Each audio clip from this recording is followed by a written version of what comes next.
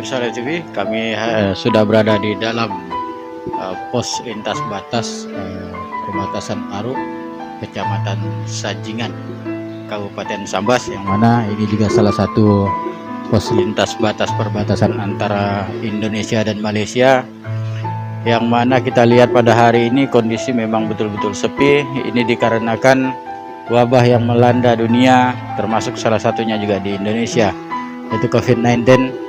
Kita tadi sudah lihat juga di depan ada posko COVID-19. Saya juga tadi sudah lihat-lihat di dalam bahwa penerapan protokol kesehatan di sini juga sudah lumayan baik. Memang seharusnya seperti itu. Nah, kami hari ini akan mewawancarai petugas bea cukai. Namun sebelumnya kita lihat di sebelah sana itu memang betul-betul sepi. Itu di sana jalan masuk ke Malaysia, sedangkan yang kita berdiri di sini adalah jalan masuk ke Indonesia dari Malaysia. Pemirsa Live TV, sebentar lagi kita akan wawancara dengan petugas bea cukai. Sekian. Oke, pemirsa Live TV, kami sudah bersama petugas bea cukai yang ada di perbatasan Aru ini. Selamat pagi, Pak. Selamat pagi, Pak. Dengan Bapak siapa, Pak? Dengan Pandu Zaliansyah, Pak. Bapak Pandu. Ya. Kalau yang di sampingnya ini dengan Bapak siapa? Pak Tio, Pak. Selamat pagi. Tio, iya. Gini, Pak.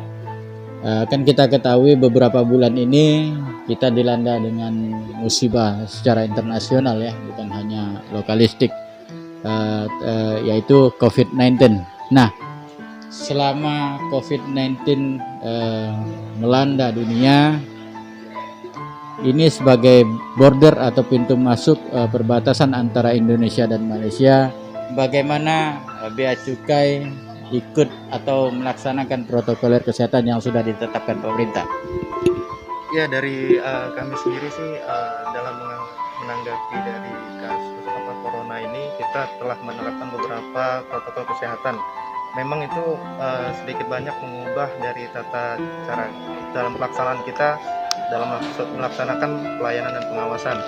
Contohnya dengan pemeriksaan fisik barang penumpang, itu semua dari petugas bea cukai diwajibkan untuk selalu menggunakan APD, alat pelindung diri berupa masker, sarung tangan ataupun hand sanitizer. Nah, selain itu juga terkait custom declaration yang biasanya diwajibkan kepada setiap penumpang yang datang ke Indonesia, kita pun memberlakukan sistem jaga jarak social distancing dalam hal pengisian custom declaration-nya. Mungkin hal-hal seperti itulah yang telah kami usahakan untuk selalu kami ingatkan kepada pelintas maupun para pegawai kami sendiri untuk selalu meningkatkan kewaspadaan terhadap penyakit corona ini dengan melindungi dengan menggunakan APD tersebut. Kami juga tadi melihat, Pak, di depan pintu masuk itu ada posko bersama sepertinya ya. Nah, sejauh mana keaktifan posko tersebut, Pak? Ya, dari posko tersebut ya sebenarnya banyak sekali pihak-pihak terkait seperti bea cukai, TNI, Polri dan lain sebagainya. Memang posko tersebut tujuannya memang untuk melihat situasi lah di lapangan seperti apa perilaku masyarakat bagaimana di lapangan. Dengan adanya posko tersebut diharapkan masyarakat pun bisa ikut tersadarkan dengan posko tersebut. Para pelaku para instansi juga bisa mengingatkan kepada masyarakat bahwa akan pentingnya selalu menggunakan APD, contohnya masker dengan hand sanitizer, contohnya seperti itu. Dan juga dengan adanya posko tersebut diharapkan masyarakat ya bisa mengetahui akan dampak dari corona itu sendiri, karena memang banyak masyarakat yang masih belum tersadar akan bahayanya dari corona itu. Padahal corona juga, penyakit itu juga memang sangat mematikan, dan terbukti di Indonesia pun sudah banyak yang menjadi korban dari corona. Terkait dengan penerapan atau ya, barusan beberapa hari lalu itu Gubernur Kalimantan Barat sudah mengeluarkan perda terkait dengan protokol kesehatan. Nah, apakah sudah disosialisasikan sampai ke perbatasan ini?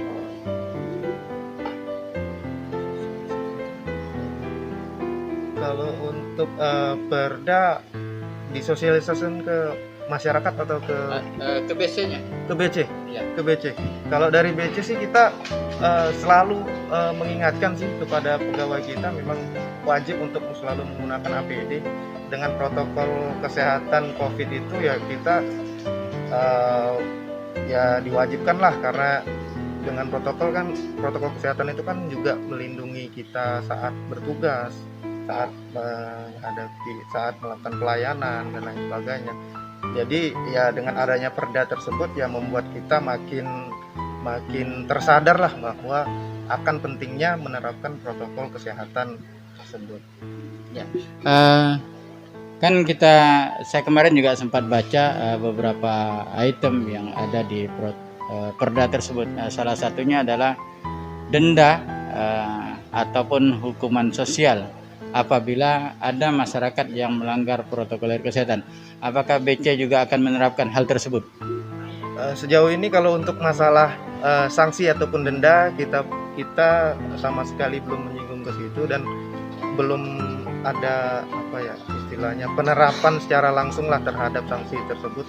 Tapi nanti mungkin bisa menjadi dampak lah bagi kami, ataupun bisa jadi suatu penerapan yang mungkin bisa menekan perilaku dari pegawai kami sendiri, biar kami juga selalu tersadar, selalu kuat untuk selalu menerapkan dari APD ini. Kalau enggak kan bisa nanti kena sanksi dan lain sebagainya. Ya, oke Pak Tio, dewasa ini kita ketahui bersama bahwa COVID-19 ini memang luar biasa, menyita waktu, energi, dan pikiran. Nah, Bapak yang bertugas di sini juga pasti akan merasakan hal yang sama kami berada di Pontianak, mungkin lebih parah terkait dengan perlintasan orang, Pak.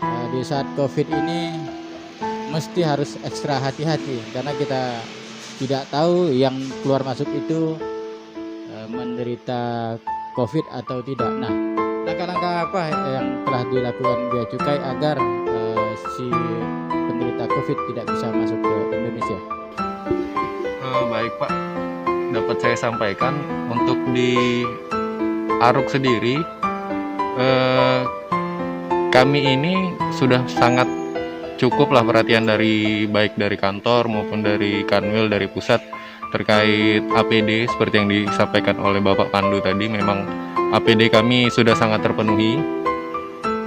Selain itu kami juga memang benar-benar menjaga dalam menerapkan protokol COVID, protokol kesehatan memang kami jaga. Dan juga dalam pelaksanaan kegiatan di Aruk kami tidak bekerja sendiri. Tentunya kita dibantu dengan rekan-rekan dari karantin, dari imigrasi, dan juga dari pihak PLBN. Ini dapat disaksikan dari mekanisme perlintasan orang sendiri. Sebelum mereka tiba di pemeriksaan Bea Cukai, terlebih dahulu mereka itu dilakukan pemeriksaan oleh teman-teman dari karantina kesehatan. Setelah mereka dilakukan pemeriksaan dari karantina kesehatan dan dinyatakan sehat, barulah mereka melanjutkan pemeriksaan di imigrasi. Setelah pemeriksaan keimigrasian selesai, barulah mereka sampai di pintu Bea Cukai. Nah, di pintu Bea Cukai sendiri yang kita harapkan setelah pemeriksaan dari karantina, dari imigrasi, para pelintas batas ini insya Allah tidak terpapar COVID. Kita yakini seperti itu. Dan saat sampai di pemeriksaan Bea Cukai, kita lakukan pemeriksaan juga dengan mengikuti mekanisme protokol kesehatan. Seperti itu, Pak. Kami juga pernah sempat tadi pagi juga wawancara dengan beberapa orang yang akan keluar masuk. Nah, sebenarnya standar operasionalnya itu bagaimana? Bukanya jam berapa? Tutupnya jam berapa, Pak? Menghadapi gejolak COVID-19 ini, dari pihak pengelola PLBN sendiri sudah menetapkan standar operasional pelayanan yang ditetapkan dari jam 8 pagi hingga tutup jam 2 sore. Nah, kami sebagai instansi CIQ yang berada di PLBN mengikuti standar operasional dari PLBN seperti itu. Selain orang yang melintasi, barang juga pasti ya Pak ya. Apakah barang, mohon maaf, seperti gula atau apa, itu bisa bebas masuk ke Indonesia Pak? Nah, uniknya dari PLB Maruk ini sendiri, untuk barang yang melintas itu, khususnya yang impor, itu hanya diperbolehkan untuk barang-barang kebutuhan masyarakat perbatasan. Dalam hal ini menggunakan mekanisme KILB. Itu pun kita sudah punya peraturan yang mengatur lebih lanjut terkait batasan nilai barang dan batasan jumlah barang. Untuk batasan nilai barang, satu orang itu maksimal sesuai dengan PMK Rp600. Seperti itu Pak. Apabila didapati satu orang membawa lebih daripada ketentuan yang telah ditetapkan, apakah ada tindakan yang secara spesifik yang dilakukan oleh BC? KILB ini kan pada dasarnya salah satu bentuk fasilitas yang diberikan pemerintah terhadap masyarakat perbatasan untuk memenuhi kebutuhan sehari-hari mereka. Nah, apabila pada saat pelaksanaannya, ketika pelintas batas itu ternyata membawa barang melebihi nilai yang diberikan, itu tindakan dari Bea Cukai kami melakukan namanya reekspor. Itu kami kembalikan barangnya ke Malaysia, untuk kemudian atas barang yang nilainya berada di batas Rp600 itu kita persilakan untuk masuk setelah kita melakukan pemeriksaan terhadap barang itu. Sejauh ini memang sudah banyak ya, atau bagaimana Pak yang sudah ditindak? Kalau penindakan KILB sendiri untuk reekspor ya, saya selama ini karena rata-rata pengguna jasa kita, pemilik KILB ini merupakan orang-orang lama, jadi mereka sebetulnya sudah paham peraturan. Jadi ketika barang sampai di tempat pemeriksaan Bea Cukai, mereka sudah ngerti, sudah tahu dan paham bahwa batasan yang boleh mereka bawa itu Rp600. Sehingga saat tiba di sini jarang sih kami temukan kasus-kasus yang ternyata mereka membawa barang-barang yang kelebihan nilainya atau memang bukan barang KILB. Para pelintas atau yang pengguna jasa PLB, kalau melintas di sini apa sesuai dengan atau mengikuti protokol kesehatan, Pak? Nah, untuk fasilitas KILB, pelintas batas juga sedapat mungkin tetap kita arahkan untuk melakukan protokol kesehatan. Paling tidak kita berusaha memberikan pengertian untuk selalu menjaga jarak, physical distancing, juga menjaga batasan-batasan kami untuk tidak melakukan kontak langsung dengan kami petugas Bea Cukai.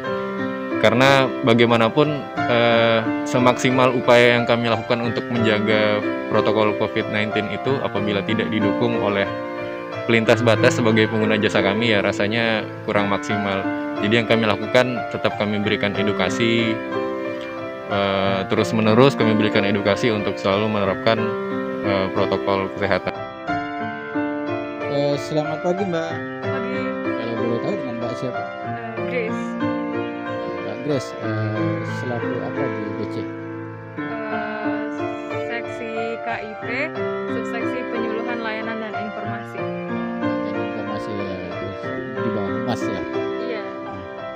Mbak Grace,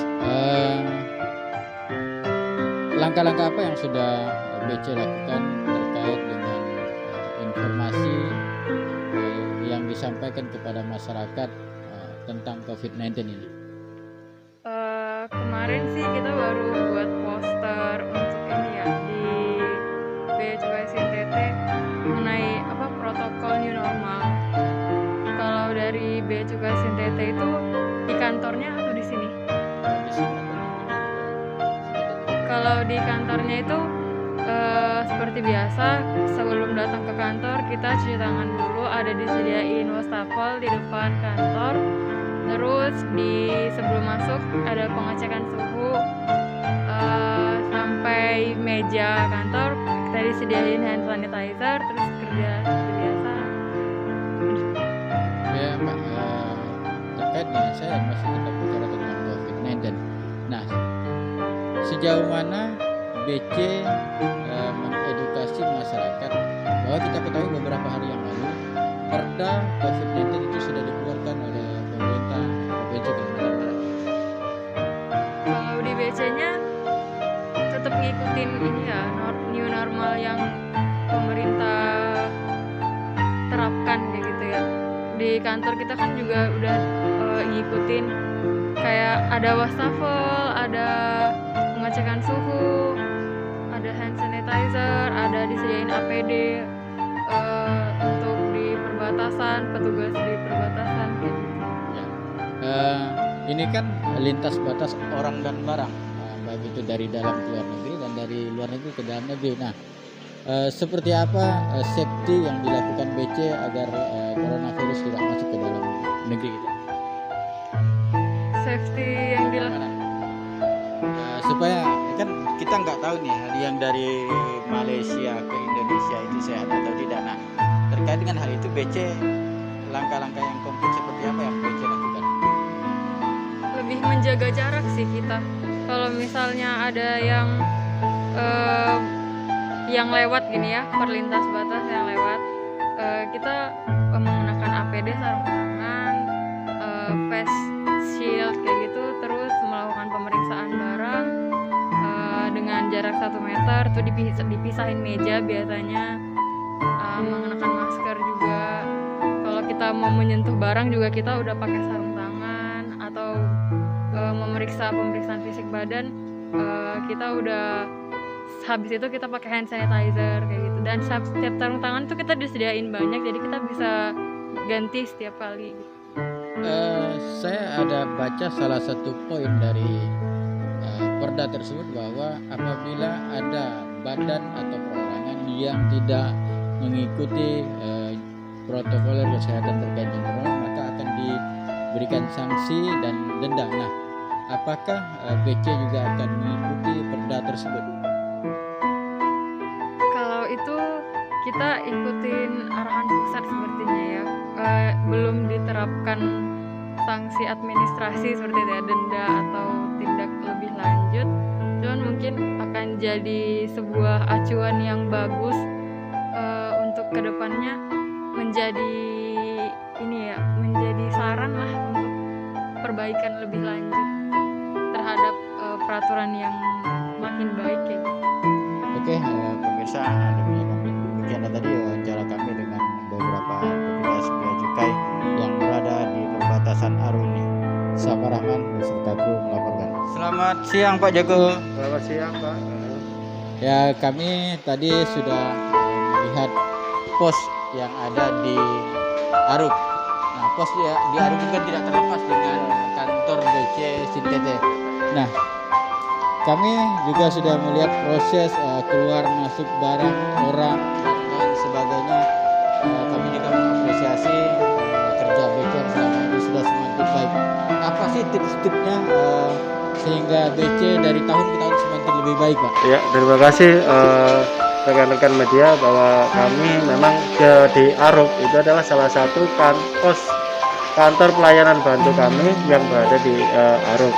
Nah, itu memang di Aruk itu adalah pelayanan arus lalu lintas orang yang berada dari Malaysia ke Indonesia, merupakan perbatasan, Pak.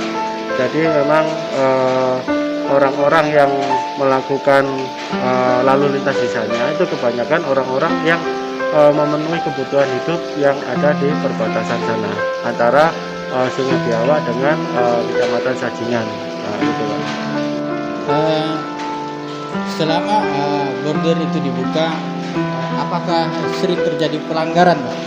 Kalau selama ini memang kami tidak ada, kita memantau tidak ada proses pelanggaran-pelanggaran yang di sana, Pak. Jadi memang di sana itu harus memenuhi ketentuan-ketentuan tentang KILB kartu lintas batas. Jadi kalau orang yang berbelanja di sana harus melalui pos lintas batas untuk memastikan barang dari Malaysia ke Indonesia. Dan untuk yang PLBN itu sebenarnya sama Pak Jokowi bahwa untuk proses PLBN itu akan digunakan untuk mensejahterakan masyarakat yang ada di situ. Nah, kami memang kemarin membantu kepada masyarakat perbatasan agar melakukan ekspor, Pak. Jadi melakukan ekspor melalui PLBN Aruk, yang mana kemarin kita fasilitasi, kita ajari, kita cara melakukan ekspor barang dengan menggunakan dokumen. Nah, itu.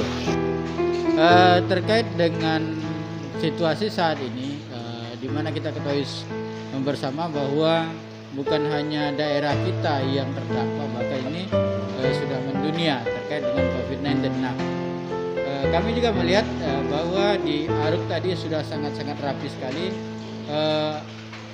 Apa Bapak sudah mendengar ada perda yang sudah dikeluarkan Gubernur terkait tentang COVID beberapa hari yang lalu? Yang kalau masalah penanganan COVID kita berdasarkan SE, Pak, dari Kementerian Keuangan. Jadi bahwa untuk penanganan COVID ini kita harus melalui protokol-protokol yang telah ditetapkan oleh Kementerian Keuangan. Jadi kita tetap mengacu kepada protokol kesehatan yang dikeluarkan oleh Kementerian Keuangan, karena kita memang instansi vertikal dari Kementerian Keuangan. Jadi kita setiap bulan itu juga membagikan atau ke petugas-petugas berupa alat-alat kesehatan, APD, Pak, alat pelindung kesehatan. Kalau dari BC sendiri selama menjaga di pos perbatasan, ada kendala atau tidak, Pak, terkait dengan sarana dan prasarana yang kita ketahui bersama kalau di Pontianak dan di lain tempat itu APD-nya banyak kendala, Pak. Nah, kalau di sini bagaimana, Pak? Kalau kita tetap tetap dari pusat Jakarta itu memberikan APD, dan kita harus tetap berada, Pak, untuk petugas-petugas kami yang ada di Aruk. Kalau memang misalkan habis, kita juga meminta bantuan dari Dinas Kesehatan Kota Singkawang atau Sambas, itu kita minta bantuan di sana. Dan untuk selama ini memang kita sudah tertutup untuk melaksanakan tugas selama 4 hari. Saya juga pernah mendapatkan informasi bahwa Bapak juga pernah menjadi salah satu pimpinan di Aruk. Suka dan dukanya, Pak, di Aruk bagaimana, Pak? Saya kira kalau di Aruk itu tidak ada dukanya. Ya maaf, itu suka aja karena kita kerja dengan sepenuh hati, dan masyarakat di sana juga udah banyak mengerti tentang aturan bea cukai. Kita dulu sering mensosialisasikan setiap undang-undang bea cukai atau PMK yang baru kepada masyarakat. Jadi masyarakat di sana itu sangat respon sama kita. Jadi ya di sana tidak ada dukanya, kita senang aja, hubungan antara kita sama masyarakat juga bagus. Berapa lama Bapak menjabat di sana, Pak? Ya kadang saya sebagai kepala Anggar 1 bulan, saya gantian sama teman saya Anggar yang lain. Banyak atau tidak, Pak? Atau pernah Bapak temui atau tidak barang-barang ilegal yang masuk ke Indonesia selama Bapak menjabat di sana, Pak? Saya tidak pernah menemukannya karena kita di situ udah berlaku undang-undang PPN, dan masyarakat pelintas di sana itu udah mengerti. Mereka juga tahu konsekuensi dari pelanggaran undang-undang pabean. Jadi masyarakat di sana tidak pernah melakukan. Paling kalau ada kesalahan sedikit langsung kita benerin aja, mereka udah nurut gitu. Artinya sosialisasi dari bea cukai kepada masyarakat sana berjalan lancar dan baik ya, Pak, ya? Ya, alhamdulillah. Kita lebih mengutamakan pelayanan daripada dilayani. Jadi memang kita melayani masyarakat, bukan kita dilayani. Di perbatasan itu kan sangat unik ya, Pak, ya, karena ada serumpun satu suku yang dimana dia juga ada keluarganya di Indonesia dan juga ada keluarganya yang di Malaysia. Nah, dengan hal yang tersebut ada satu kendala atau tidak Pak? Karena transaksi keluar masuknya barang itu Pak. Tidak, justru memperlancar karena hubungan mereka menggunakan bahasa yang sama. Antara Aruk sama Biawak itu satu unsur, Dayaknya juga satu unsur. Jadi mereka tidak ada kendala apabila dia ingin membutuhkan barang yang dari Malaysia, dia datang dari Malaysia. Sebaiknya kalau dia membutuhkan barang dari Indonesia, kita lagi menggalakkan ekspor ke Malaysia. Tidak ada kendala. Nah, sekarang ini kan kita ketahui juga pemerintah lagi mendorong sebesar-besarnya ekspor ya Pak ya. Nah, komoditi apa saja nih Pak yang diekspor ke Malaysia? Untuk yang kebanyakan komoditi yang dari Kabupaten Sambas terutama itu ada perikanan, terus buah-buahan kayak buah naga, terus nanas, terus durian, kelapa, itu banyak di sana. Jadi dia diekspor. Namanya sebenarnya kami juga mensosialisasikan kepada masyarakat pengusaha di sana atau dari pemerintah daerah setempat agar jangan berupa kayak kelapa itu ya, diekspor berupa kelapa gitu, seharusnya diolah lebih lanjut untuk jadi barang jadi untuk dilakukan ekspor. Nah itu supaya akan menambah nilai akan barang tersebut dan bisa perekonomian dari sekitar tersebut bisa terangkat gitu. Makanya pengelolaan barang bukan pengelolaan barang terlebih dahulu baru diekspor gitu.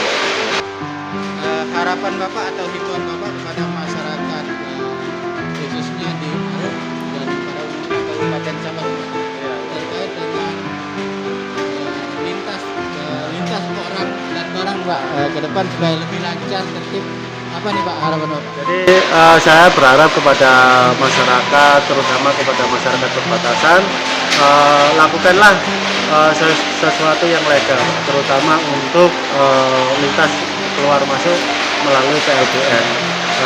Untuk menjadi legal itu mudah. Jadi Bapak Ibu untuk menjadi itu legal langsung aja ke PLBN. Nanti kita akan berikan kartu identitas lintas batas KILB, kartu lintas identitas untuk melakukan transaksi, melakukan perdagangan perbatasan di daerah tersebut. Dan kepada pemerintah Kabupaten Sambas, saya harap juga untuk meningkatkan pertumbuhan perekonomian daerah harus ada investor Pak, ada investor untuk sebuah industri untuk pengelolaan barang-barang yang berada di Sambas untuk dilakukan ekspor. Pemirsa, demikianlah tadi bincang-bincang kita bersama Bapak Joko Slamet selaku Humas di Bea Cukai Sintete dan juga Pak Durianto yang juga selaku petugas dari BC, yaitu biasa menjadi kepala atau anggar di Bea Cukai Aruk. Live TV, Saparaman dan kru melaporkan.